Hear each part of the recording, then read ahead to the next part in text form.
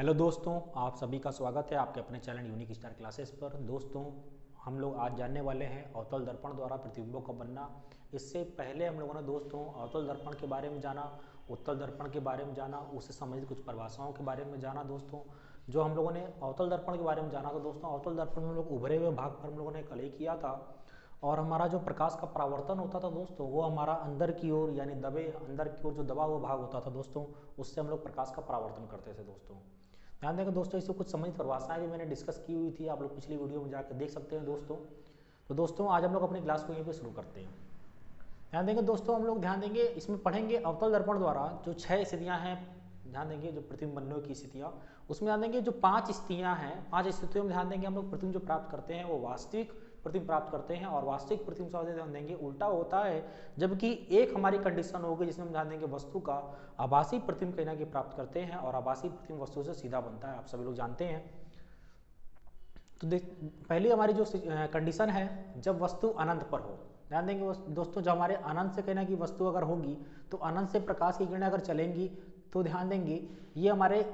इस दर्पण के फोकस पर एकत्रित होती हैं किरणें, और ध्यान देंगे प्रकाश की जो किरणें वो फोकस पर एकत्रित होंगी, जिसकी वजह से ध्यान देंगे यहाँ पर ही कहना कि इसका ऐप पर ही कहना कि प्रतिबिंब बनेगा। और ये जो प्रतिबिंब बनेगा वो फोकस पर बनेगा, और ध्यान देंगे वास्तविक बनेगा और उल्टा बनेगा, और ध्यान देंगे वस्तु से बहुत ही छोटा बनेगा। ठीक है दोस्तों, ये हमारी पहली कंडीशन होगी जब हमारी वस्तु जो हो अनंत पर हो। दूसरी कंडीशन क्या है, जब हम लोग जैसे जैसे वस्तु को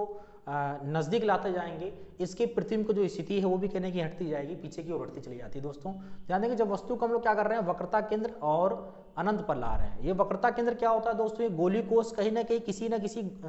गोली कोष को काट करके हम लोगों ने दर्पण को बनाया होगा, और इस गोली कोष का कहीं ना कहीं केंद्र भी होगा, उस केंद्र को हम लोग बोलते हैं वक्रता केंद्र, से हम लोग सी से दर्शाते हैं। हम लोग वस्तु कहाँ रख रहे हैं, वक्रता केंद्र और अनंत के बीच में रख रहे हैं। ये अनंत हमारा वस्तु है और ये हमारा ध्यान देंगे वक्रता केंद्र, इन दोनों के बीच हम लोगों ने वस्तु को रखा है, जिससे ध्यान देंगे एक प्रकाश की किरण ध्यान देंगे मुख्य अक्ष के समांतर चल रही है, और मुख्य अक्ष के समांतर अगर जाएगी तो कहां से होकर गुजरेगी वो आप सभी लोग जानते हैं, इसके फोकस से होकर गुजरेगी। दूसरी प्रकाश की किरण को भी मैंने क्या किया, इसके फोकस पर डाला, जिसके पश्चात ध्यान देंगे परावर्तन के पश्चात होगा क्या कि ये प्रकाश की किरणें क्या हो जाएंगे, मुख्य अक्ष के समांतर हो जाएंगे दोस्तों, जिसके फलस्वरूप ध्यान देंगे जो ये दोनों प्रकाश की किरणें जहां पे काटेंगी वहां पर ध्यान देंगे वस्तु का प्रतिबिंब प्राप्त होगा। और ये कहां पर एक दूसरे को काट रही हैं, तो आप देख पा रहे होंगे वक्रता केंद्र और फोकस के मध्य ध्यान देंगे ये प्रतिबिंब आपको प्राप्त होगा। इस वजह से ध्यान देंगे प्रतिबिंब जो बनेगा उल्टा बनेगा, वास्तविक बनेगा, वस्तु से छोटा बनेगा, और कहां बन रहा था, वक्रता केंद्र और फोकस के मध्य बन रहा था। ओके दोस्तों, तीसरा कंडीशन हमारा है, जब वस्तु को वक्रता केंद्र पर हम लोग ला कर रख दे रहे हैं, यानी वस्तु को हम लोग कहां पर रख रहे हैं, सी पर रख रहे हैं, तो उस कंडीशन में ध्यान देंगे जो प्रकाश की किरणें निकलती हैं वो मुख्य अक्ष के समांतर अगर चलेंगी तो कहां से होकर गुजरेंगी, इसके एफ से होकर गुजरेंगी। और दूसरी प्रकाश की जो किरण है उसको भी कहीं ना कहीं मैंने क्या किया,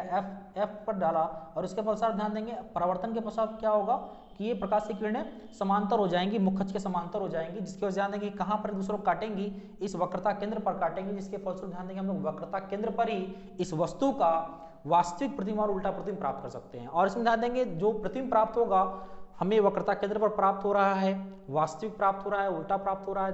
ध्यान देंगे, और उसके बाद इस वस्तु के बराबर ही प्राप्त होता है। यानी कहने का मतलब क्या है, जब वस्तु को हम लोग वक्रता केंद्र पर रखेंगे तो इसका जो प्रतिबिंब होगा वो वास्तविक, उल्टा और वक्रता केंद्र पर ही प्राप्त होगा, और वस्तु के बराबर ही प्राप्त होता है दोस्तों। ओके दोस्तों, नेक्स्ट हमारी कंडीशन क्या है, जब वस्तु वक्रता केंद्र यानी सी और फोकस यानी एफ के बीच में हो तो उस कंडीशन में क्या होगा।